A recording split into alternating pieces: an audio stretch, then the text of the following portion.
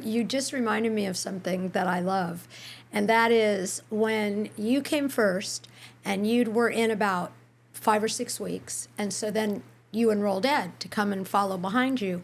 And so he was in his first weekend of leadership. You were in your second. And do you remember when he walked in the training room to come say hi to you? He knew you were next door. And you asked him, do you remember what question you asked him? I don't. You said, hey, buddy, what'd you declare for your big goal, your big juiciest goal? And he goes, I want to open that hospital. I want to do that cancer hospital I wanted to do. He goes, you want to do it with me? And you're like, yeah, I don't have anything really better to do. And that was the first time I ever heard you guys have that interchange. And it totally takes me to my knees to look back 10 years and see where that all started. And today I'm in the hospital with you at CPI. Welcome to the CPI Podcast, everyone. I'm super excited to have Robyn Williams, an old friend, a mentor, somebody I love dearly, and somebody that has seen this CHIPSA/CPI start as a vision, a declaration, a come to fruition, seeing the ups, the downs, the lefts, the rights, the sideways, everything. Robyn is the CEO of Choice Center, an emotional intelligence university out of Las Vegas that I've personally attended. Ed, my business partner, has attended. And you know Dedrick very well, our other business partner. Thanks for coming on. It's good to see you back. Good to be back. Good to see you. Yeah, it's awesome. So, well, tell us, what is emotional intelligence and how is EQ different than IQ? Best question, huh? Yeah. So EQ is really our measure. Number one, most important, I think, is our ability to create relationships, but most important to sustain them. Because most people can do the front end and have a relationship and, friendship and all that, but sustaining our relationships, that's a purposeful decision. And so the quality of our lives is absolutely parallel to the quality of our relationships. So it's one of the most important facets. But also our ability to understand and to move through the stages of aging, our own aging, our parents, our children, how we lead people, who we are for people, who people are for us, how we lead people towards what a great friendship is or what a great relationship is, how we lead people in groups. You lead a lot of groups, Scotty. You lead from the front. You're a leader from the front.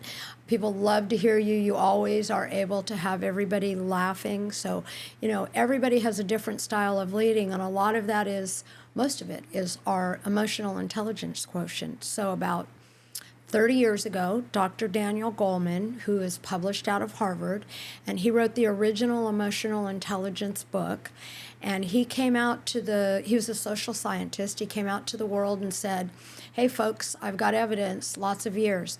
It is not our IQ that determines our success in life, it's our EQ.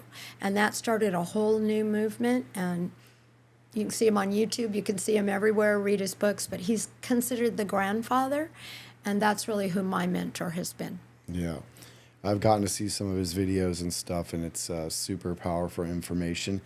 And when you're somebody like Ed Clay, where you got the high IQ and the high EQ, it's even better. So many huge takeaways from when I first attended Choice Center, and then going back there and getting a chance to coach and continued, I think 9 years probably I've been involved over 9.5 years over there. I can say, I don't think, maybe we'd still have the hospital because Ed Clay's got a work ethic and a grind, but you are definitely, and all of the support of the community at Choice Center, it's been a lot of help. It definitely, especially when times got rough, Shout out to Steve Chaw, that saved us once, and other people along the way. But for me, understanding relationships, understanding my parents, and stuff was very valuable for me. And also responsibility and staying out of victimhood. I think that without the learnings that I got and the growing I got through Choice Center, it would be very hard to not get stuck in being a victim. We've had so many things where I felt like we were victimized that have happened to us, learning to work in a new culture and a new country and the way things are here.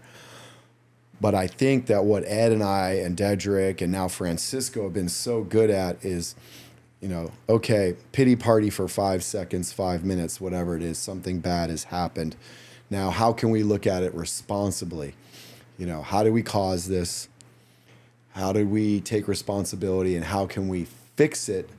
Not just so that it doesn't happen again, but fix it where we're elevating things to a higher level, looking at the breakdowns, the bad things that happen as opportunities rather than being a victim to that circumstance. And how do we use that as a time to shift gears, shift focus, and okay, this broke. We're not just going to fix it. How do we make it 10 times better? So that was a very valuable lesson, and one that I see a lot of people that make the decision to sign up and take the class. It really, it's just a different mindset. So much of it is mindset over there. And how did that come about? Where did that philosophy or that idea come from?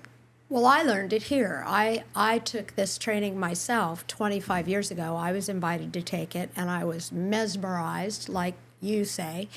And level 4 responsibility is the top level of responsibility. And it's really all a context. It's the context of, it's not a fact, it's a context. Level 4 means I'm responsible for everything. Well, if I'm responsible for everything, then there's no such thing as being a victim. And in the real world, of course, we get in a car accident, somebody hits us. People would say, you're a victim. Okay, so how did I put myself in a position to be in a car accident is just a simple place to start. But there really is the universal laws and everything. It's cause and effect. And then in transformation, EQ education, it's cause.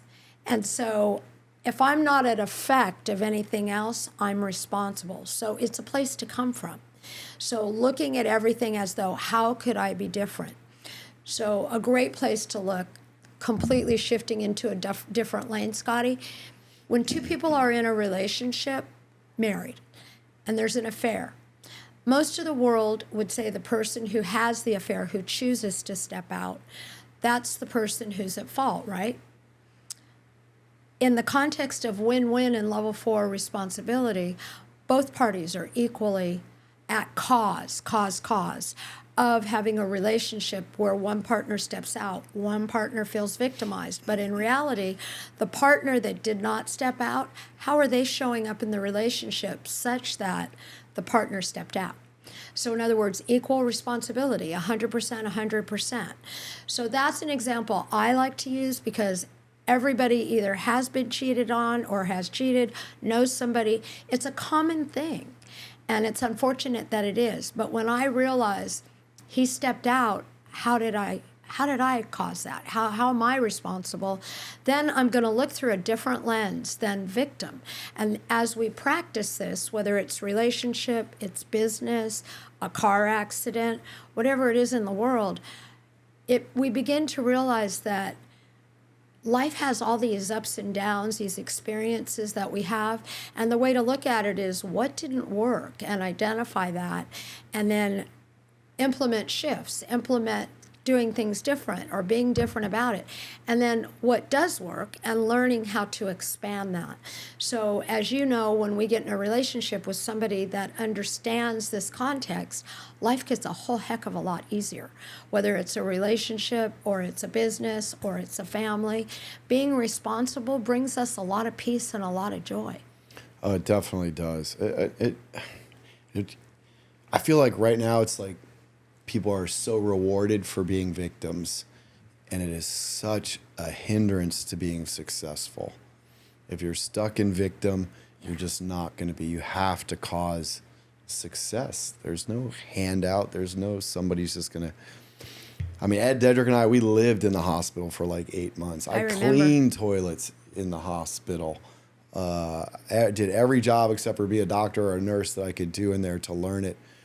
from the inside out. And, things are going really good now. And it's interesting people's take on success.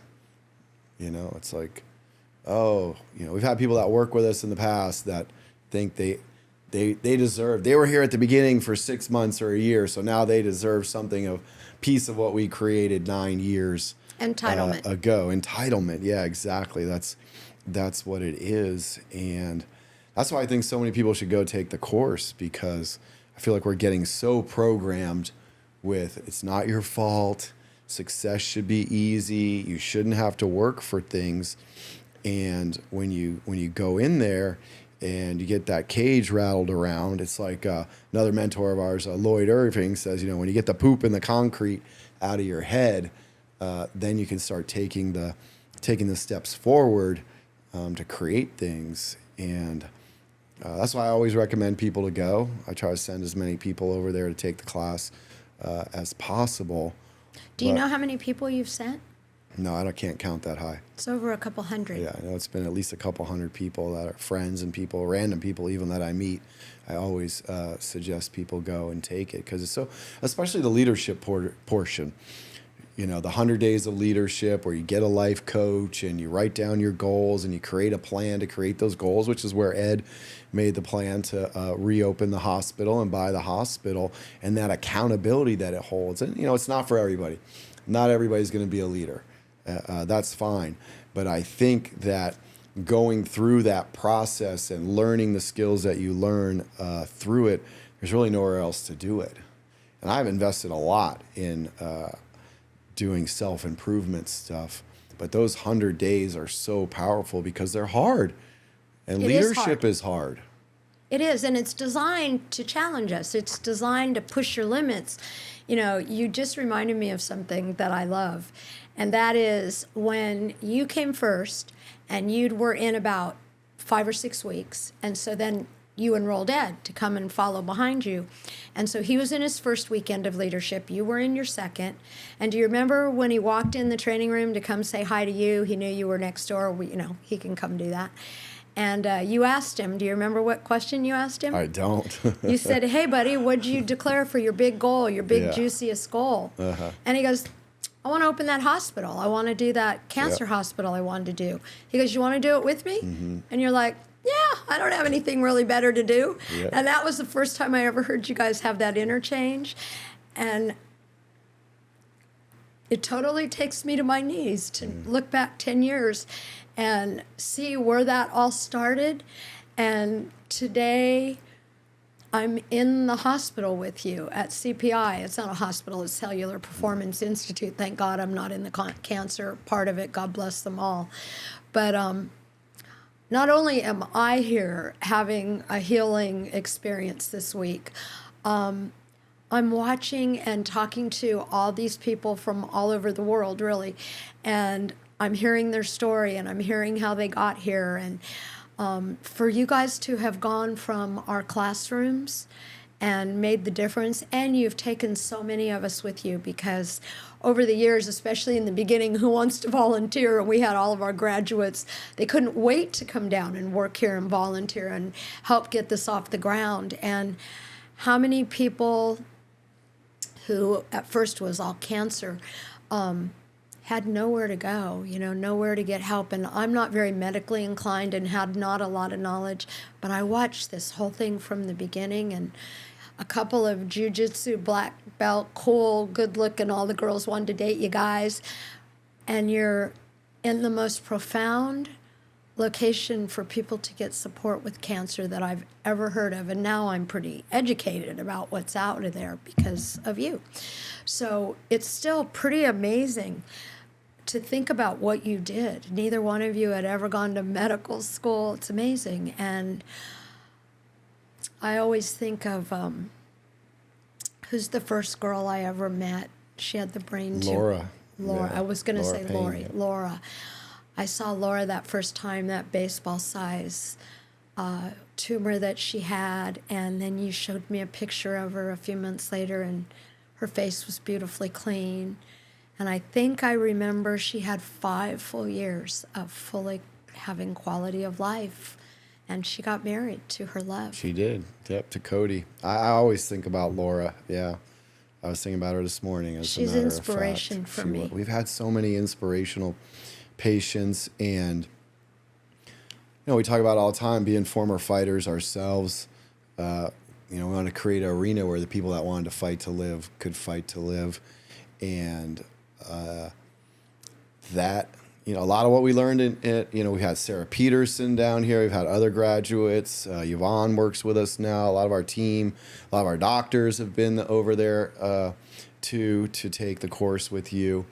And it's just, you get so much hyper growth there. And for me, I got just so many of my own mental barricades out that it just opens the door so wide. And then you get to stand in front of other people and support them with getting their barricades. And Laura was just like that.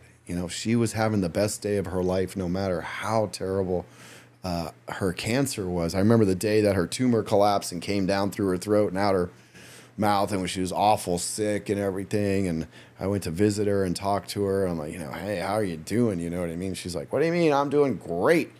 I threw up my tumor. Like, nothing's better, And somebody who has that attitude, and it's so important in all disease, especially in cancer. I think cancer is the worst of them all.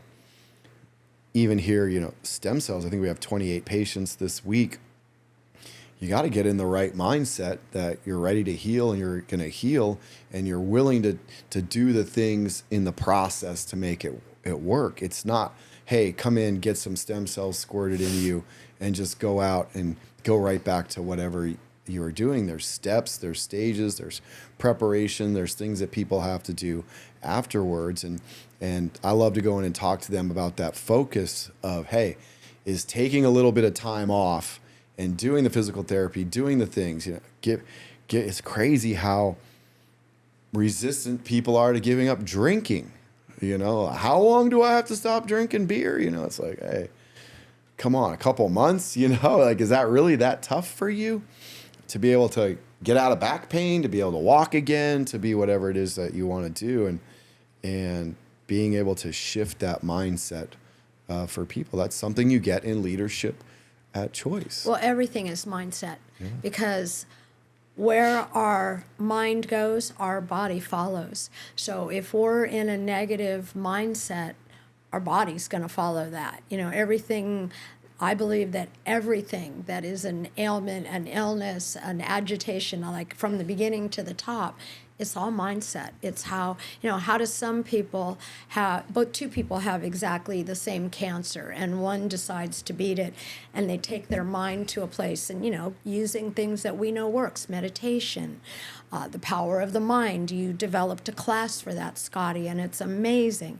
And the first time I came down to the hospital and got to hear it and heard you take transformational EQ into the hospital and to the patients, to watch their faces was amazing as they received that. A few people kind of meditate or read or, developing themselves, but you're literally touching every patient, and to see you take those teachings, like, wouldn't it be great, East meets West, if that happened in every hospital? Sure, yeah. And wouldn't it be great? That's such a great phrase, you know what I mean? Just wouldn't it be great? And just put out, what would be the things that'd be great? Wouldn't it be great if my knees heal? Wouldn't it be great if my back is healed? Wouldn't it be great? And staying in that positive mindset. I love it. What is it? ChoiceCenter.com? ChoiceCenter.com. ChoiceCenter.com. Go sign up for the next class. Put in there, Scotty sent you. Promise you. I'll personally give you a money-back guarantee. You take the whole class. It's too cheap, by the way. Take the whole class, you graduate, send me proof you graduated. You don't think you got your money's worth? Just shoot me a DM and I'll give you your money back. He's not kidding. He tells every single friend that. I've done that. And you have not given anybody money back. I've never given a refund, so I'm super confident. So, and you've been here since the very beginning. So tell me a little bit about like the evolution and the changes that you've seen that we've gone through here at the hospital. Wow. When I go all the way back to the beginning and think about Well, I had no medical background of any kind, so I got to learn as we went. But how you just developed, I know that you and Ed are both brilliant at doing technology, bringing people in on the internet and so forth, and how you taught people to talk on the phone to the patients that were inquiring, to the ads you were running. Did I hear at one point that you were bringing in more calls than MD Anderson? Somebody told me that. At one point we were, more website traffic. More website traffic. And I thought that was freaking amazing in the very beginning. So obviously you knew one way that you could get out there and reach people.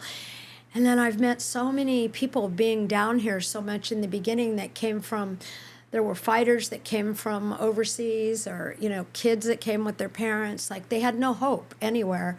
So the biggest thing I've seen that I love to talk about when people ask me about CHPSA is how you've evolved into what the world was asking for. Like, when somebody loves their family or their best friends or whoever it is, relationships, and they have could be a terminal situation, what is everybody like? Isn't there anyone that can help us?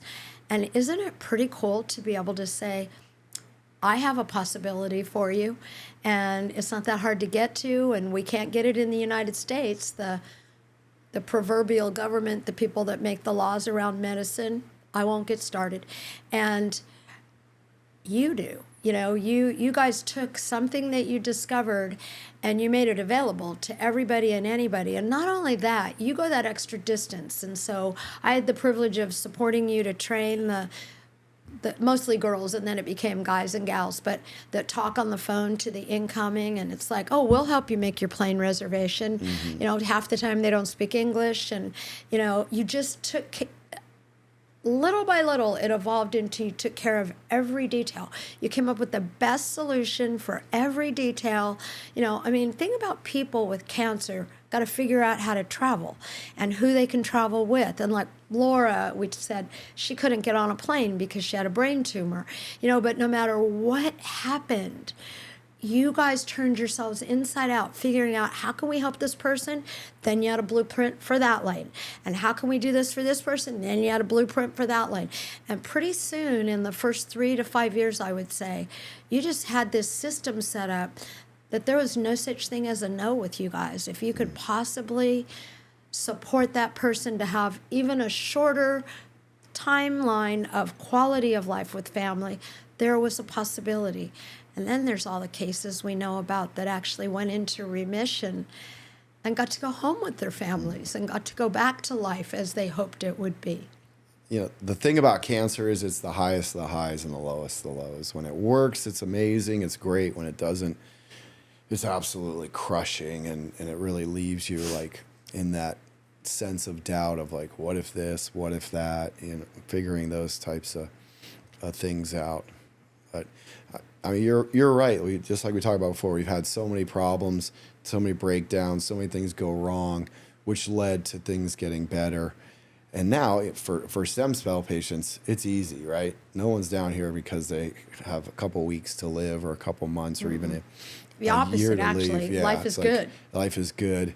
This week is crazy. We have Ireland, Lithuania, Canada, and there's somebody else that came from where I was like, whoa, you came from really everywhere. Far away to get here. And everything got organized. Everybody got here on time. Everything worked out really well. So I think that's been a big bonus for us, is that the team is so experienced with patients that are in very bad situations, and all of our processes were worked out with that when it came to doing the stem cell part, it's actually kind of, you had a system. It's easy. Yeah, it's pretty easy. Systems are duplicatable. Nothing's flawless, but it's super easy compared to Yes. what we're used to doing. And once we get the hospital reopened to where we're seeing actual cancer patients that aren't as healthy like we used to, since we've been renovating the hospital, since I don't have a full hospital available, I can't see patients that need critical care without a hospital to take care of them. That would be irresponsible. So looking forward to that. Don't ask me when it's going to be open. My crystal ball is kind of cloudy. What's your best guess? It speaks Spanish, and mi español no es muy bueno, so I think by end of Jan, I mean, Hurricane Hillary hit us pretty hard. We've got 3 floors that were flooded out. That was rough. But I think end of January, I don't think we'll be able to see cancer patients inpatients because the rooms will need to be done. But I think we'll be back over to the hospital full time, genomics lab, open cellular lab, all of those things. We're looking to expand out to see probably about 40 stem cell patients a week, maybe 45. We're around 25, 30 right now. And then about that, probably see 30, 35 outpatients for cancer. We have 27 rooms in the hospital for the patients that need to have the round-the-clock care. We did add a whole nother floor on top of the hospital. So a lot of expansion going over there. And now you can start to see it. For the longest time, you couldn't really see what was going on over there. But now the roof's up, the walls are up, and the first floor is pretty much done. All the marble's in. It looks pretty. So that makes it a lot easier to go over there and see, like, oh, we actually did create something. Just think about it, Scotty. 10 years ago, moving into the old Gerson Hospital, decrepit. I went to high school in San Diego, so I had been down there taking friends a couple of times, so I had a distant memory. But I mean, now it's like driving into Beverly Hills, the renderings, and now it's coming to life. It's absolutely stunning. Yeah, and TJ's changed a lot in the last 10 years. There's so much building down here. It's so much nicer than it used to be. I think a third of California moved down here during COVID. Cost of living. It's much more affordable, and you just see so many California license plates. It's but crazy. The stem cell thing that, I don't really know the numbers, except that when I talk to people to refer them about stem cells, and of course I've had my own experience, but when we talk about the cost, people are blown away that you can get this done and it's affordable and it's not, to the moon. You have to be wealthy to have access to the best care. You guys really keep the costs fair so that everybody can come down here. We do our best. Yeah, we do our best. Being in Mexico helps a lot. Being the support that we get, our scientific advisory board team and the people that get behind us that help us get things more affordable, vouch for us with the big companies to get equipment where we don't have to pay full cash out. We can finance or work some type of deal like that. It's been good. It's relationships, right? It's all about Everything's relationship, right? Getting people to see the vision, want to be a part of the vision, and then to get into and get behind us. So it's not so hard to enroll people anymore, too. Take a look now at CPI. Oh, yeah. Because now it's this big, beautiful picture. But remember in the beginning, people couldn't even figure out how 2 guys without a medical degree could even do this. Yeah, I've had $1 for every person that told us we were crazy and we would never make it. You are crazy. That's what it takes. We are crazy, absolutely. You guys are both crazy, and you're the best crazy there is. And we're enrolling the crazies with us. Yeah. So that's good. Yeah, so you, this is your return trip. You came down for your knee, right? What happened to your knee? Well, I wanted to have my own story, Scotty. Okay. That sounds better than the bonehead move I made. Intentionally hurt your knee so you could. So I was training one of our courses, and the teams come in and they're excited and they've accomplished something really big. They've gone out and raised money or had a big education day, and they come in dancing. They always want to dance. So, as you know. And the music was on and everyone's dancing, so I flipped over my camera and I was videoing the team I was training that day. And they kind of like an amoeba of love just kind of moved across the room. So I took a step on the chair next to me and I stepped on that chair. Been stepping on those chairs for 20 years, by the way. And it flipped backwards and flipped me forward. And I landed on one leg like a pelican and compressed and broke my knee. And luckily the building has video. And so Kareen was in the room with me and Robert, and I didn't even feel pain. I was sitting on the ground more thinking about this whole team's going to turn around and see me laying on the floor. I got to get up. And then I looked, and they didn't even know I fell. They didn't hear anything. The music was on. And then Robert goes, "Do you need help?" And he walked over. And when he went to pick me up, I felt something, and he goes, "Don't put your foot on the ground." So I tapped it a little and couldn't not even put my toe down. So straight to the ER behind us. But Corrine ran back and got the video off the camera. And we went into the ER about 7 minutes later. Actually, one of the hospitals, Ken advises. And the doctor said, "You have a video?" I go, "Yeah." He went and looked at the video. It was like, 3 minutes long. And he knew exactly what I did, and it was a Sunday. So he said, "You'll be in surgery this week." And I saw the orthopedic surgeon the next day, and he said, "Well, we cannot do surgery if you won't put your foot on the ground for about 3 months, 4 months." And he put me in a big leg brace from my thigh to my ankle. And off I went and was at the orthopedics office the next day. And so I said, "Okay, I'll do whatever it takes." So all of a sudden I had a table for an office next to my bed, and I worked from sitting up in my bed with my legs straight out, and I did everything I could to learn to go to the bathroom in the wheelchair and all the things you learn. And pretty much to the week of what he said, that if I would just follow directions, I could be out of it. And of course, as soon as I was mobile, you guys had called me long before I was able to get down here, but said, "Come down and get stem cells." So I did, and we cut some time off of that estimate. When the orthopedic surgeon saw me after I'd been down here, it was about 3 weeks later is all it was. And I don't know the science of this, so I don't know how that fits in the logic, but he said, "Whatever you're doing, it's really working. What are you doing?" And I said, "Well, I told you I had those friends that have a hospital that has stem cell, or it's a performance center." And he said, "Well, it's unbelievable the shape you're in for where you are." So was accelerated, and now as you know, I'm walking again, and I didn't fully understand my PT person, what they told me. And so I felt like 100% and stopped doing my PT for like 10 days.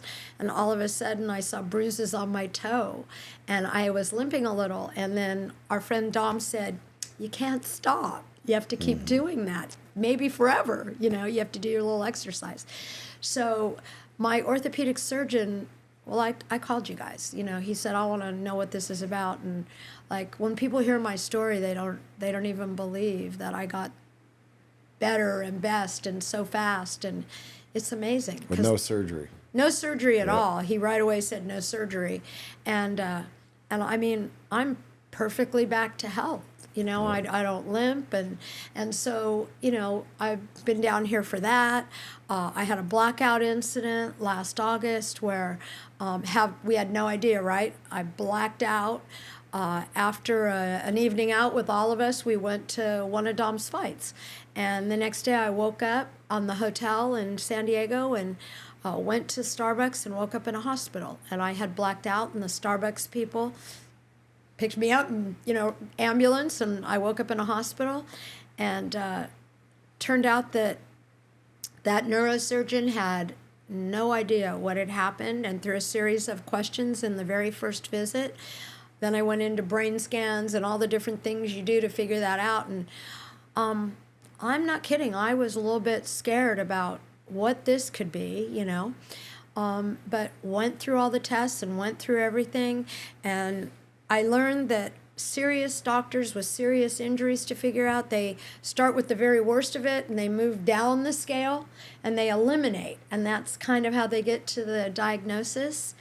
And I kind of think my doctor thought it was going to be worse, and he finally said to me about 6 weeks later, he said, "You're going to be just great. I cannot identify anything, and I think what you have is transglobal amnesia, TGA. And it's in the simplest form." He said, "You have a memory somewhere in the camera of your mind, and for some reason it flashes on something traumatic." He had me answer the question, "What's the most traumatic thing you'd ever been through?" And you know that I lost a brother to a motorcycle accident. It was pretty dramatic. I was 18. I was 19. He was 18. And I lost him in that accident eventually. And that's probably the most difficult thing. But even that, I didn't talk to that neurologist about stem cells right away. I didn't want him to say to me not to do it, honestly. And when I was to the finished end visit, he said, "It's amazing how serious this looked when you came in, and I really didn't know what I was going to find, but I really think this is the only response to it. But your recovery time is amazing." So then I told him that I'd been down here right away, because of course you called right away and said, "Get down here." And I mean, anybody wants to have a real live conversation with me, they can get a hold of you, and I'm glad to talk to anybody, because honest to God, I have two such different stories. You know, one with my knee, very recent, and these are the two most serious health issues I've ever had in my life, and they both happened in the same year, and so different. And I authentically know that the stem cell treatments are what moved me through to back to myself both times. That's awesome. And so we've got the transformational side, Scotty, and we've got the medical side, and I pretty much think it's a perfect combination. I think they definitely go together hand in hand. And I mean, I love the results that you get. People always tell me, "Oh, this is for young people." And I just say, no, it's for people that are young at heart. You know? That's a good idea. I'm not that young, you know what I mean? And it's been, well, I'm glad you're doing way better. That's awesome. Me too. And, thank you. And thank you I'm for all glad your you're love and support. Enjoying your time here. I wanna tell people that are gonna hear this that the best part about, first of all, CHIPSA, the chip, and then Cellular Performance Institute, is everything here is run by the two head big giant hearts who just want to serve people, and that had the guts to do something that most of the world doesn't. Against all odds, I might add, in the community of medical. Yeah. Well, we might have started it. We got Dedrick in there too, the three amigos. Now we got four amigos with Francisco, but a lot of support. A lot of people really did believe in us, and they came out when we needed them.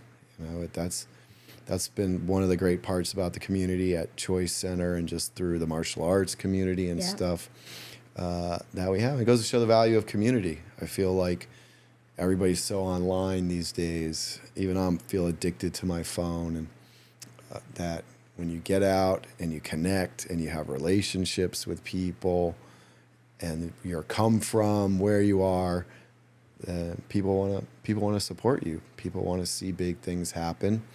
If you have the guts to declare to do something big, it's something magnetic.